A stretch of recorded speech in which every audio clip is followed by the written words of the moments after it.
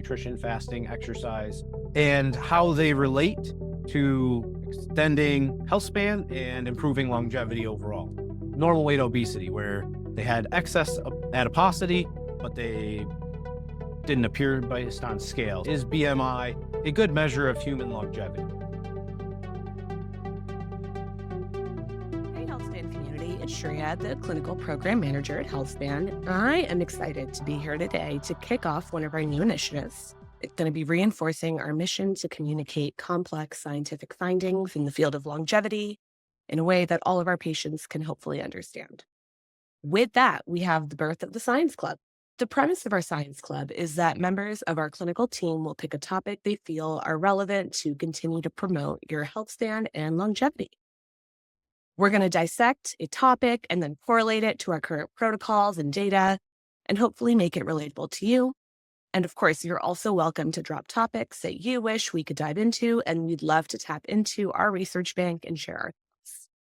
So today with us, we have one of our writers, Dr. Richard LaFountain, joining us to discuss all things body composition. This will tap into things like BMI, DEXA, and the utility of tools like these and others. So Rich actually had the good fortune of coming up through the ranks of Dr. Jeff Folick and Dr. Stephen Finney, two pretty championed low-carb and keto researchers who are affiliated with The Ohio State University and also Alberta Health.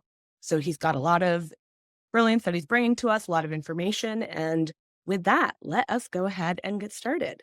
Rich, thank you for taking some time to remove the coaching and clinical hat and to sit down with us and talk for a little bit about why body composition and BMI are clinically relevant. We really want to zero in on some of the topics that you wrote about. And if you wouldn't mind, could you briefly introduce yourself? And hopefully I didn't mispronounce your last name earlier, so we'll see how to do it correctly.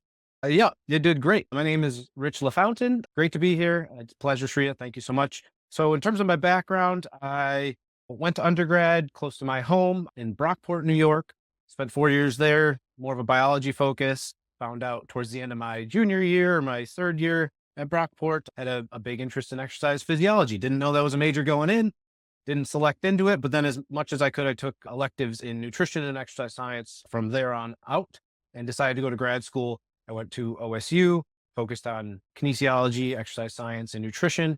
Basically, for the last decade and a half or so, my research interests, my teaching interests, and even now my professional interests all have aligned and coalesced into the study of the intersection of human habits, for example, nutrition, fasting, exercise, and how they relate to extending health span and improving longevity overall. There was a time when I was more interested in like the sport performance side, and certainly some of the research projects we covered at OSU did. Some of them were like military tactical athletes that we were working through. There's a performance side of that study. It was a longer study, 12 weeks, and we were doing low carb or ketogenic diet, and we were assessing a variety of things. Some of it was heart health, some of it was mitochondrial function, and then some of it was performance. And then similarly, there was chronic disease groups that we were studying at the time, and I got to help with other grad students research. So it was a great experience, really diversified between more of a performance side of things, as well as all the way into the Gen Pop and the clinical. So yeah, I've worked extensively in research writing and health coaching over the last decade and a half. Super excited to be in the field. And it seems like the more time I spend in the health and longevity field, the more I love it. And the more you learn, I feel like it's Yeah, that never stops. It just keeps adding on each day. So with that being said, you wrote a really interesting article for us, and I wanted to start by just having you set a little bit of a background. What was that article about? What drove you to be interested in that topic? Sure. Yeah. So the article was focused on BMI, basically asking the question, is BMI a good measure of human longevity? So I approached it from that lens. There's lots of thoughts about BMI. We've been using BMI for quite a while. It's got for the last several decades, at least roughly the last 4 or 5 decades, it's basically been the international standard for assessing health risk, longevity, mortality risk. And we'll probably get into this, everyone's probably familiar with the J curve in terms of like where longevity stacks up based on your BMI. So I've been interested in this for a while. I'm definitely aware of where BMI has shortcomings coming from an exercise science side of things, the performance side of things. routinely people in the athletic population are not served well by BMI. And many individuals find that BMI doesn't serve them really well. It just doesn't correlate well, or they're misclassified as overweight or obese. And really, they're just heavily muscled. I'm sure we'll get into some of that, but that was part of my interest because BMI is used so heavily. There's such a great volume of data on BMI and longevity and other health risk metrics. But I wanted to take a look to see, you know, what's the data actually say? So it was a pretty extensive literature review, and I took a look at a bunch of different, I was 10 different indices, including body fat percentage and a couple others that are alternatives or possibly complementary options for BMI. So it was really cool to be able to explore. I'm really grateful for the opportunity to write that up. Yeah. So BMI, whenever you go onto one of those online calculators, it asks you for your height, your Yep. weight, and then your gender. What does it do with that information? What does BMI even mean? Yeah, BMI is just it's a simple quotient, or basically you take your body weight in kilograms, divide it by the square of your height in meters. A lot of those calculators online will have the SI units if you're more into pounds and inches, for example. But that's all it is. It's basically looking into some of the research. There's different indices out there. One of them is the body roundness index that kind of contrasts from BMI, and that BMI just assumes an individual is a cylinder. So whatever your total body mass is, it's just distributed evenly throughout your total body height, or the square of your height in meters. So it makes a relative association there. The body roundness index was interesting in that we don't have to get into too much detail with it, but it assumes people are more of an elliptical shape, where most of human body mass is around the trunk, upper legs, upper arms. There's not a ton of mass at your feet and at the top of your head. And based on the how big your central area is, it gives you an idea of what your adiposity and the visceral adiposity, or the fat mass around the abdomen is, which may be a better marker, or it's a marker alternative to how BMI works. But yeah, BMI is very simple. That's one of the, I guess, one of the positive or bright spots for BMI is that it's quite simple. Just body weight divided by square of height in meters. Cool. So, with that being said, we're going to talk a little bit today about the pros of it, but also some alternative measures. Before we dive into that, could you talk to us a little bit about just how our body's processing of fats actually relates to our health status? Sure. Yeah. The human body will process fats in a number of ways. It will, you can either burn it as a fuel, and that's with some of the low carb ketogenic diet, even some intermittent fasting, different nutrition protocols that you could potentially select into that would help your body opt or prioritize fat burning to make fat more so a fuel focus. But there's also the stored body fat that we have on the body. You've got roughly, depending on body size and all, 50,000 to 100,000 calories of fat stored on the body. That's a lot of energy, which is helpful for long endurance exercise, or if there's prolonged periods without food, which may have people experience in these modern times, but maybe not as much as we once did historically. Basically, there's an entire field related to the measure and the study of the human. It's called anthropometrics, but basically it's weight, height. You can look at circumferences.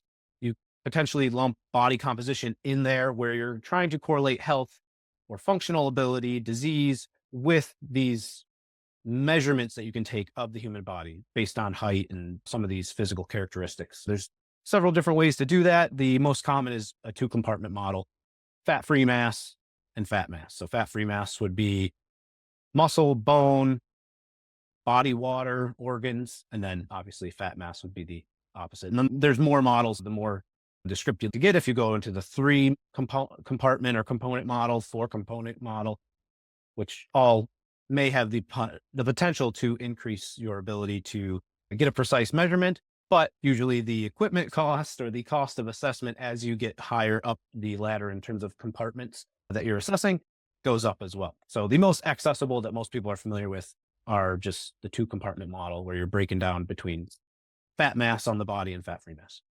For someone who's looking to use that model, what types of testing or methods would they use typically?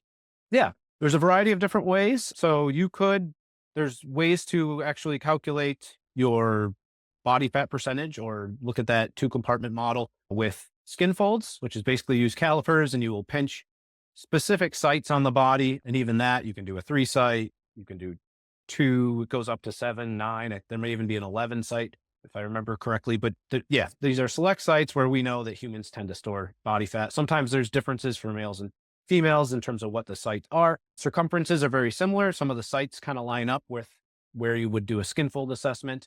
Those are a little less common, a little bit more laborious. You've got to be pretty good at what you're doing in terms of like pulling the correct amount of skin and subcutaneous fat layer to get the right measurement and not pinching people and hurting them and grabbing muscle or just skin. Bioelectrical impedance is one that people probably see commonly.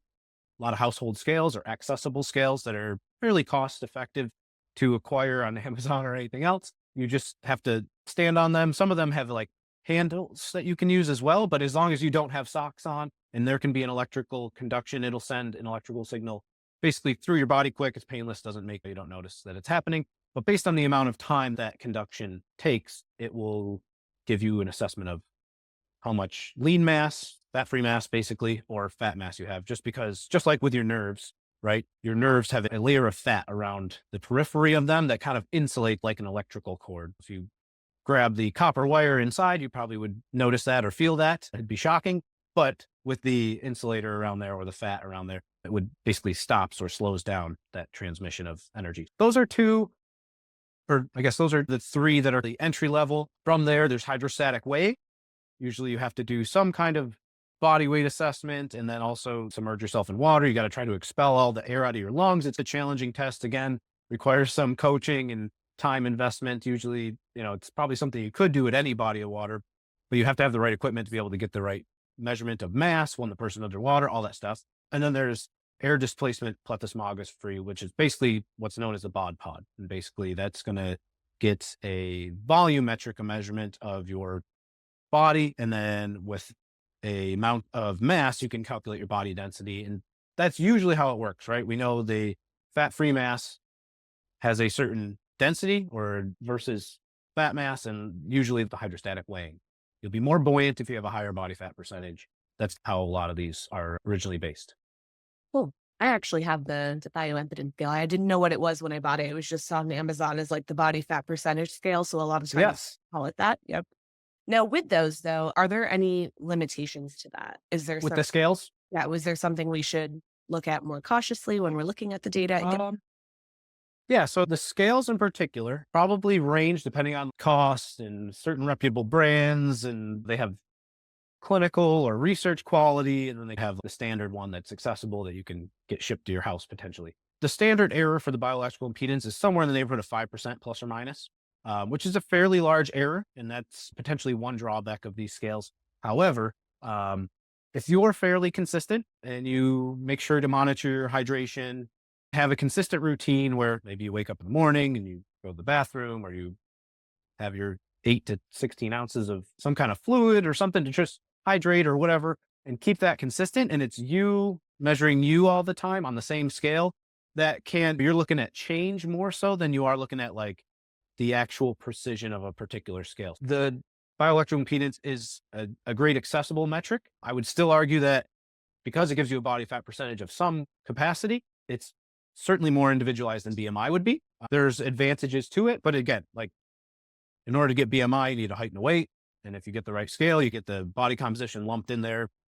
So there's a theme throughout the article, I suppose you could say, where BMI has some value, but I think adding a couple more simple metrics, whether a waist circumference or a body weight scale that you're going to use potentially to track your BMI at home anyways, you can get a lot more data, bang for your buck. And I'm interested to see where that goes, explore some of that. I've seen some of that in the literature, which I'm sure we'll talk about. So we were going back to the BMI then. The question I really had was, it seems like BMI can be helpful for certain things, but at the same time, there's research that's showing that it might not be the best measure for all folks. Is that the correct way of understanding that? Yes, it was looking at BMI, what it does well, right? It's super simple, touted or claimed early on that BMI was this universal metric, worked for males, females equally in terms of if your BMI is 25, you're in the overweight category. You can memorize that pretty easy. Believe it or not, BMI was not called BMI when it was first published. It was back in the 1800s. It was called Quetelet's Index, but I might have pronounced that wrong. But early on, there was BMI, and then these tables. Basically, these life insurance companies, different clinicians were interested in being able to assess risk. Some of it was maybe just like an actuarial risk indice that they were looking to be able to figure out, like an insurance company would want to figure out who's healthy, who's not healthy, what's the payout going to be. Like they probably had some business goals in some of these tables. But so the Metropolitan Life Insurance Company is a well known set of basically these body weight tables. And you had to basically, for your each incremental inch of height, you had a range of body weight. It was different for males, it was different for females. Unless you were exceedingly good at memorizing things, you're probably going to have the tables with you all the time. So BMI had some advantages there. And it was just something that people could grab onto and utilize a little bit more effectively in large research studies. Clinicians could explain it a little bit easier. There was this kind of ability for people to grab onto and work with BMI a little bit more easily. And then from there, it wasn't just Metropolitan Life. There's a cool study I was looking through recently, is 16, but basically it was a history of all of these different indices that up right before what I would say is like this almost the second generation. I focus on the second generation, if you will, of indices. But if you want to have a good history of like where BMI was and like all these different tables and things that they were using around the same time that BMI came to be, there's a cool history article from 2016 on that. But then, yeah, some of these other new ones are focused on waist circumference and do a lot more with similar metrics. I'm intrigued by the insurance companies. It makes me wonder. So, I guess if the insurance companies were using this measure, then somehow they found some correlation with longevity in humans, I'm guessing. Is that correct? Yes, that's exactly what they had found. A fewer different companies had different settings. So I think I was looking at one, it was if you were 20% higher than the upper limit on your healthy body weight range. Some of them was like if you're 15% higher, but either way, they would set their line in the sand like we do with BMI. At 25, you're overweight. At 30, you're technically obese, at least based on the standard metrics, which we'll probably discuss. That doesn't apply to everyone. But yeah, they found out that certain people overweight by a certain margin and certain people underweight by a certain margin, their mortality rates, their likelihood of having to pay out from an insurance company perspective was probably higher. So they started being able to calculate risk and maybe associate that, I don't know, premiums and charging people for their insurance. So I think it was mostly motivated by that, but it's super helpful from a research perspective, or at least being able to try to get a handle of where you are in relation to other folks or where your risk level is. And I guess that's something we're all interested in, either what BMI or what indice, what metric helps me know where I'm at, if I want to improve, or if I want to just know what my total risk, my longevity potential is. So, you said BMI is a helpful measure for some. I noticed they use this some. Who Yeah. is it not a good measure for? It's so it's more that the traditional BMI in the way they classify, like I keep mentioning 25 and 30, those are like the lines in the sand that have been drawn. I know I mentioned the one like athletes are not always well served by that, for example. So for an athlete, again, they might be heavily muscled, so their BMI might be high, but the way that the body weight's distributed and their body composition is in a very healthy range. Obviously, their performance metrics would also accompany. They might have a really high VO2 max, which is a great predictor of all cause mortality. It doesn't always jive with that. And that's, again, we're looking at individuals. As an individual, most times BMI, you start to hopefully take it with a grain of salt because you're an individual. It works great on these huge data sets, population or subgroup analysis. But given that, there is some ethnicity shifts as well. We knew from the early 2000s that the World Health Organization had this expert consultation panel.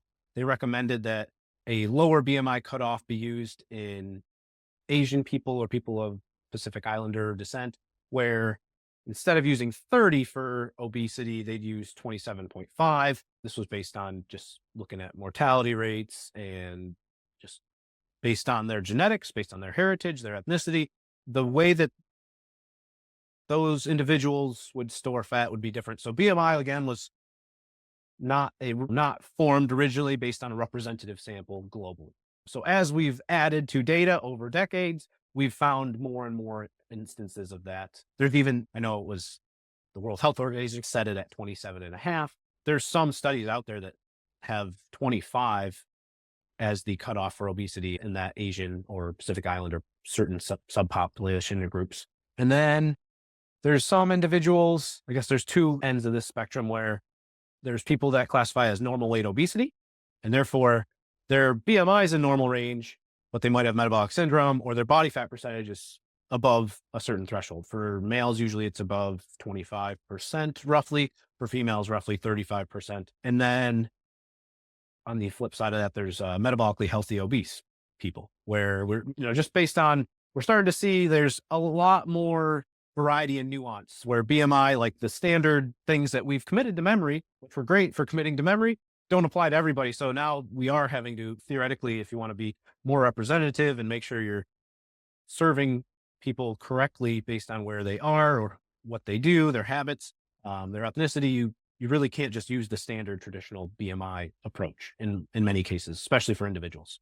Yeah, there was a policy shift. 2023, the American Medical Association supported removing BMI as a standard measure in medicine, mostly due to this hetero. I don't think it was like obviously BMI, we still talk about it. We're still talking about it now. I don't think it was like a full, like we're done with BMI, BMI's dead type of thing, but it was, we need to, there was some bullet points in this policy description, but certain things, the controversies where BMI doesn't serve people right, they were like very upfront about that so that people can just make a more informed decision upon applying BMI. Basically telling everyone to view it with a grain of salt. Yeah, exactly. Yeah. All right. You condensed it very well.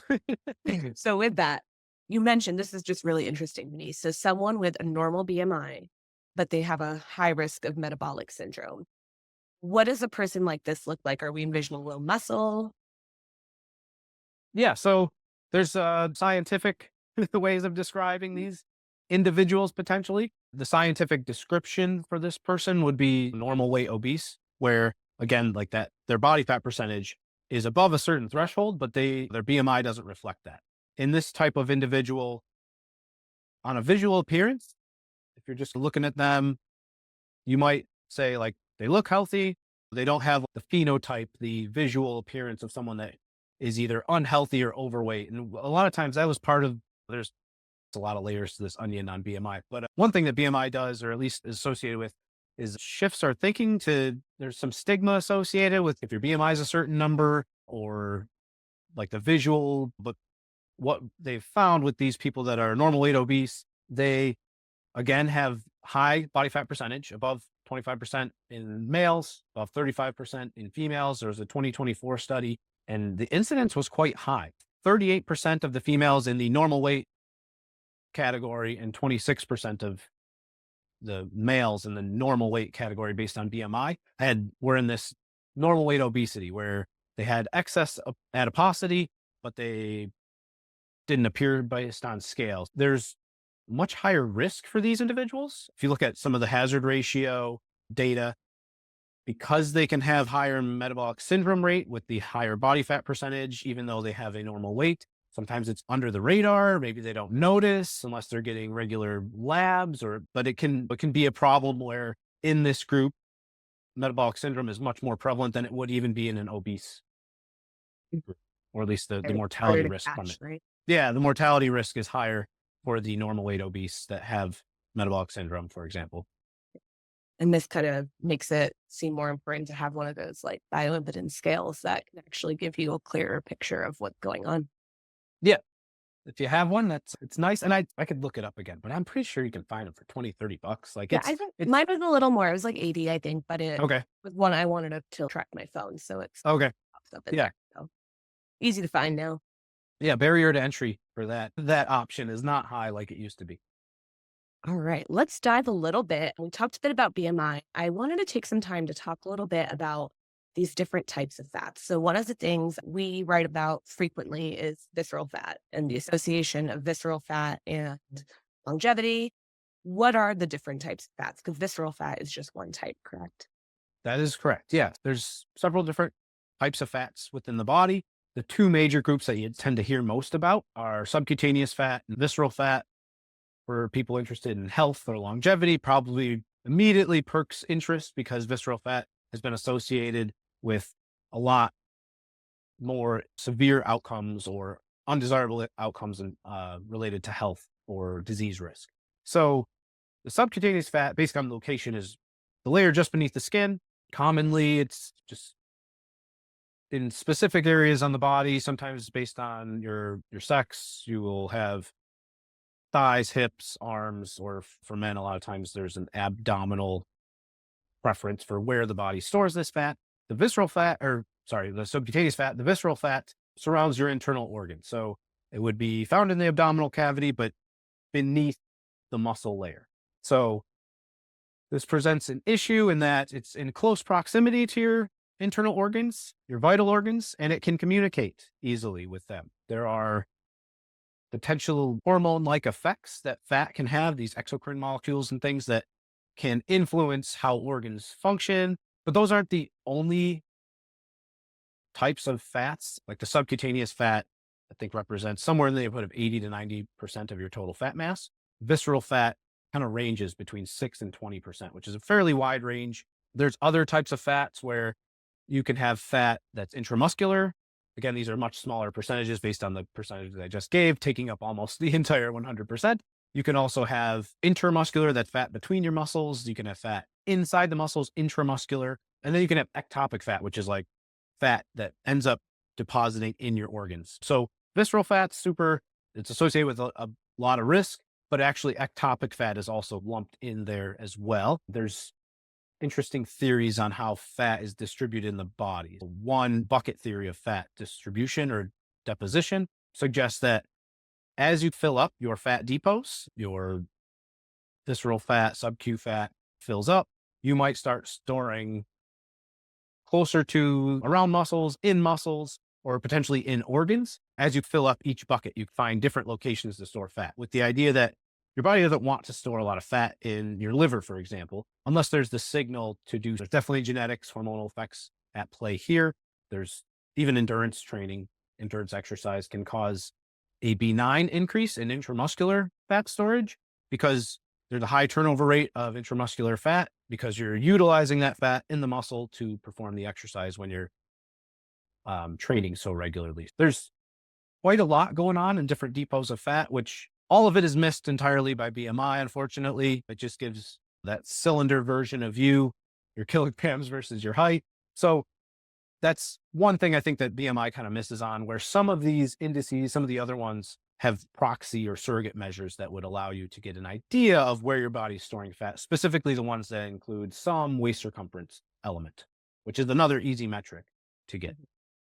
So the way you describe this bucket theory is that it's almost like one at a time. You're going to fill the first bucket before jumping to the second bucket. Is that what that theory is saying? With Yeah. first one being that visceral fat that's around the organs. The visceral fat is subject to change. In fact, like when people, for example, if they're trying to lose weight or trying to basically reduce fat mass, when they've done research on that, they find that visceral fat does decrease relatively more quickly than your subcutaneous fat. But because subcutaneous fat is again 80, 90% of your total, you lose more subcutaneous total volume or fat mass in all cases, whatever it is. If you lost 3% sub-Q fat, usually you're going to have a greater than 3% loss in your visceral fat as a result of some intervention that you participate in. So your body does triage in some capacity. I do think that metabolic health and potentially metabolic flexibility would play a role there. Habits, alcohol use, exercise, like we were talking about, even some genetics, potentially biological sex. Males tend to more easily store visceral fat. So like that 6 to 20% figure, males are often in that higher range for visceral fat, more so than females, which could, again, if there's just potentially less buckets total. And if we're storing fat in the abdomen and the subcutaneous abdomen depot fills up, visceral fat's close by, and it might be the next bucket, if you will. Right. Interesting. So how does that work with that measurement tool we were talking about earlier where they clip the fat areas? Is that measuring just subcutaneous fat then? Yes. So they've basically done research to correlate the subcutaneous fat to try to get an idea of where your total fat, and luckily, again, just based on how much of your total fat often breaks down into sub-Q, that thickness will give a pretty good idea. And you take that number, you take it and get a body density. And then with the body density, you can then determine what your body fat percentage estimate is, but it's an estimate, just like you're saying. I want to do that one. I feel like that seems interesting. Do you have to go to a doctor, I'm guessing, to do that? I've never had it offered at a doctor. We did it all the time in the exercise science department. Some trainers, gyms, probably, they may have someone that can do that for you there. The calipers make a difference. There's good calipers and there's like really bad plastic calipers that have a rubber band, and whether or not you got like the brand new rubber band or the one that's about to snap and that's all brittle, it's going to make a big difference on your numbers. There's definitely, it's quite variable. When you get a very good technician that does a really good job with skin folds, you have a name brand, high quality caliper, it's actually better than BMI in terms of standard error. However, the chances of you getting that all to line up seems to be less. A lot of user errors there. It takes some time. All right. So with that, we touched a bit on fat, on BMI. I wanted to dive a little bit into what all of this means, all of how fat, the theories you shared with us, how do they relate to our work in longevity? What kind of takeaways should we have from that? Yeah. So there's quite a bit that you could parse or take out from this particular article, but in general, when it comes to BMI, certainly if you're an individual that's focused on health and longevity, it has some bearing on your decision making, but it's probably not something that you would take in totality and say, this is my health risk is this because my BMI was whatever 27 and I'm concerned because the BMI is 27. Now, if you've exercised regularly for a while, or if you look at your lifestyle and things that you have going on, you may not want to really put all your eggs in that basket, so to speak.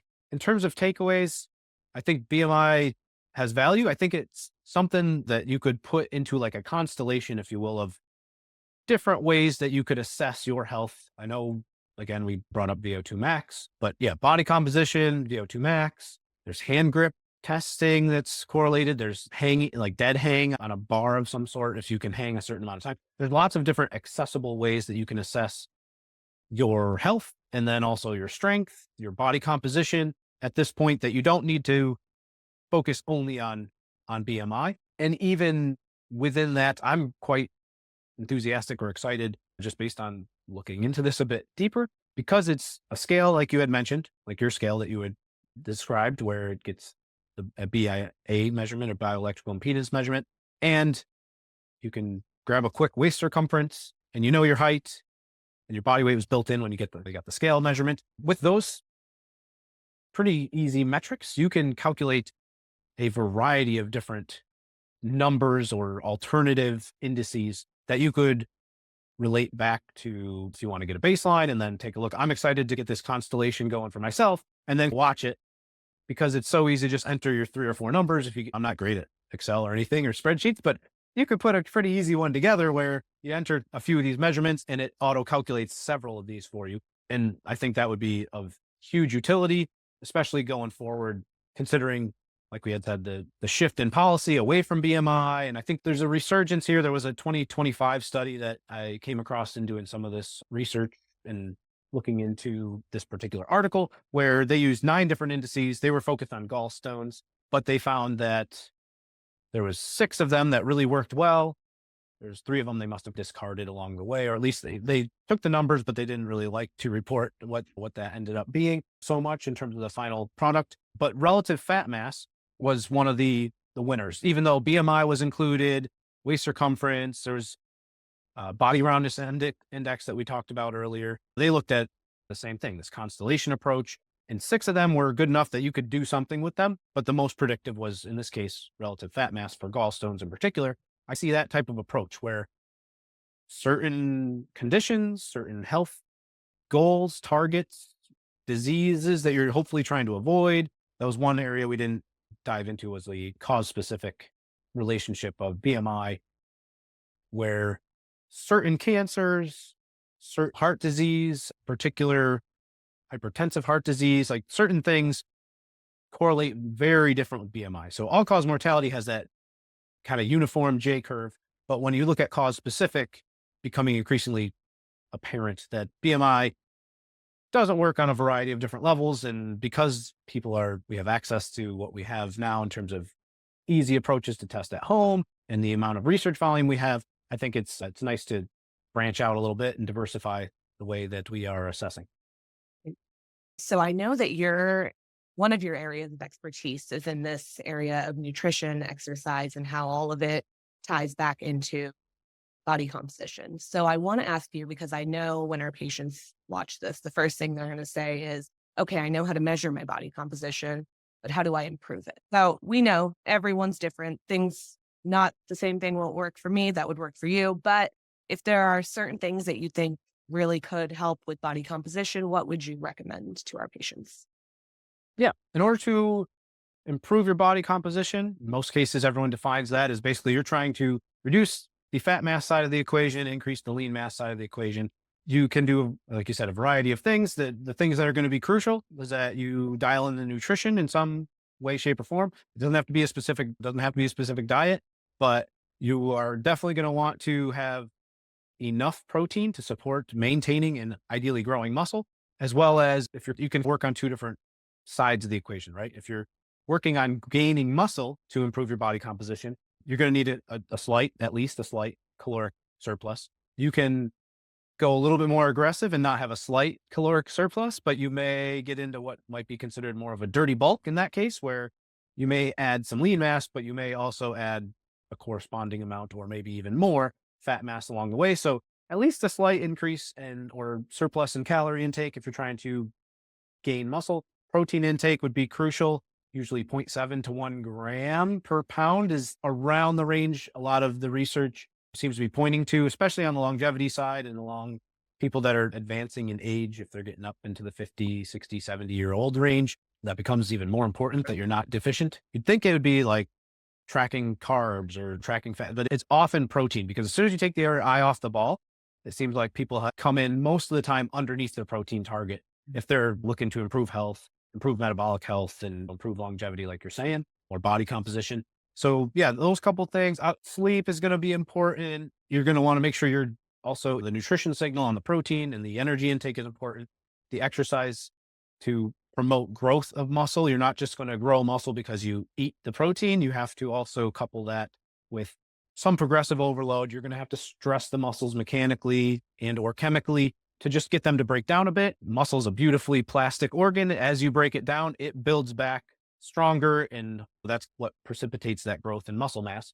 On the other side of the equation, if they're more looking to reduce fat mass, which many people are, maybe even this time of year, you're going to have to do some similar things. The one thing you need to accomplish that's different is you have to have at least a slight energy deficit in order to coax your body into burning your fat stores. Your body has a survival mechanism. It doesn't really want to always burn fat stores because if something should happen, you want that 50,000 to 100,000 calories of fat available so you can make it for a while. Similar in a weight loss scenario, protein might not have to be quite as high, but it is still important to eat protein because in a weight loss scenario, you want to provide, again, a nutrition signal and an exercise signal that muscle is valuable.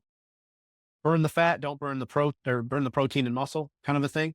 So if you provide enough adequate protein in the nutrition, you won't burn so much. Looking at some of the research, in most cases, if you have a 75-25 split, 75 of your weight loss is fat, 25 is muscle, or 25% of your total loss is muscle.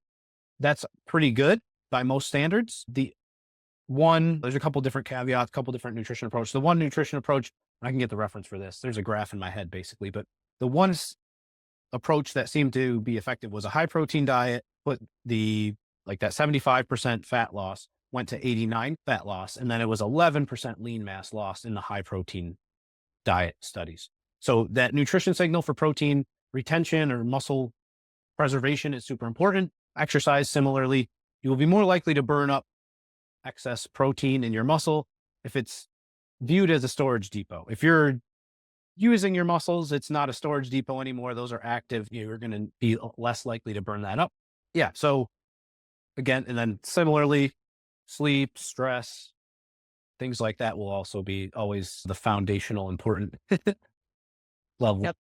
It And doesn't those will, take you, yeah, it doesn't take you many days of really poor sleep before the workouts fall apart, the nutrition falls apart, and all that. So yeah, the sleep, the stress can sometimes be like a level one thing that before you even can really be consistent on the nutrition and exercise. You've given me a lot to think about. One of my concerns actually is the sleep. Got to fix the sleep first before you do the rest, right?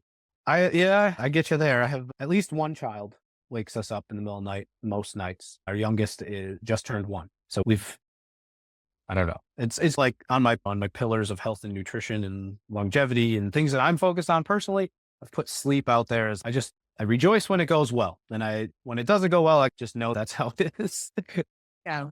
Mine is that same. Sleep is the one I can't figure out. The exercise, the diet, those are a little easier. Sleep is seems less in my control. But thank you so much, Rich. I have a bunch of things for myself to think about, and I know our patients probably got a lot of really meaningful stuff out of this. I'm guessing they will have questions. Okay. So if we get some of those questions, we'll send them your way, and maybe we can set the stage for another article, kind of diving into some of these topics more. Wonderful. Appreciate it. Thank you so much. Yeah. Any other final thoughts? Anything you'd like to share with everyone before we wrap up?